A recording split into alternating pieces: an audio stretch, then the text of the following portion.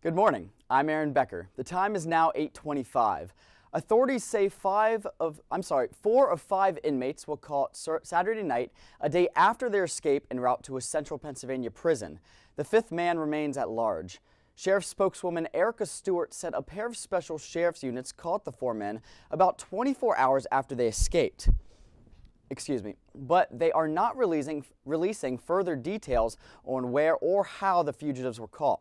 Stewart said Juan Lopez, Jorge Lopez Diaz, Jake Schilling, Richard Reed, and Peter Schaefer, all of Madeira Township, were back in custody. But authorities around the state are still looking for the fifth escapee, Frank Soltez. The men were being held on various charges, including attempted murder and armed robbery, but they escaped on Friday after overcoming the driver of a prison transport vehicle, taking them to the state penitentiary in Carlisle. The driver of that vehicle is still in the hospital in critical condition after sustaining multiple blunt force head injuries. Authorities are asking anyone with information about the remaining fugitive to contact state police.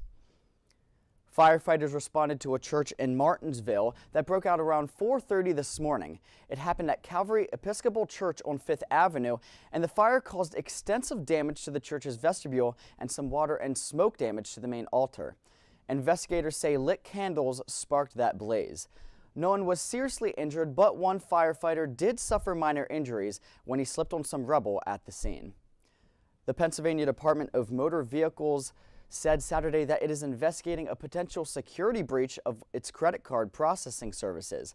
But officials said the agency had no immediate evidence that its computer system had been hacked. The DMV was alerted by law enforcement officials about the possible breach and said it has heightened its monitoring of all of its web traffic and credit card transactions. In a prepared statement, the agency said it's also in contact with credit card companies and the vendor who processes its online transactions. That potentially compromised information includes credit card numbers, expiration dates, and 3-digit security codes printed on the back. But the DMV said it remained unclear if other sensitive information, such as driver's license, or social security numbers, was also taken.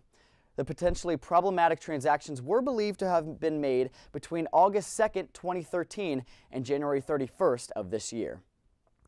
And in our entertainment report, after 15 seasons, American Idol is fast approaching its series finale. The producers announced the season's cast will not be touring the country, but the singers are still making the most of their final moments in the spotlight. Last night was hometown week on Idol, and that meant emotional reunions with friends and families who visited the set. The contestants wowed their supporters and the judges with power-packed performances, but it was front-runner LaPortia Renee who stole the show with her rendition of the anthem from the movie Selma. Idol producers haven't yet released the finale's lineup of special guest performers, but word on the street says most recent Idol winner Scotty McCreery will not be there because he is embroiled in a lawsuit with producers over his American Idol contract.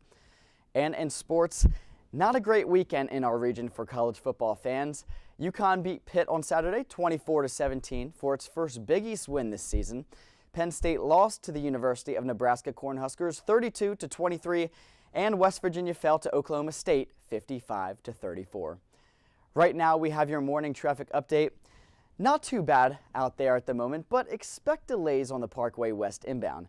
PennDOT is reporting a disabled vehicle in the left lane right before the Parkway Center Mall exit. And in weather, a chilly morning gives way to unseasonably warm temperatures this afternoon. Expect a high of 55 degrees and then get ready for rapidly falling temperatures and even a light dusting of snow this evening. No significant accumulations to look forward to, but it may make your late night travels a little slick. The time is now 8:29. Stay with us for a preview of Pittsburgh's Light Up Night activities and join me, Aaron Becker, for another news and traffic update at the top of the hour.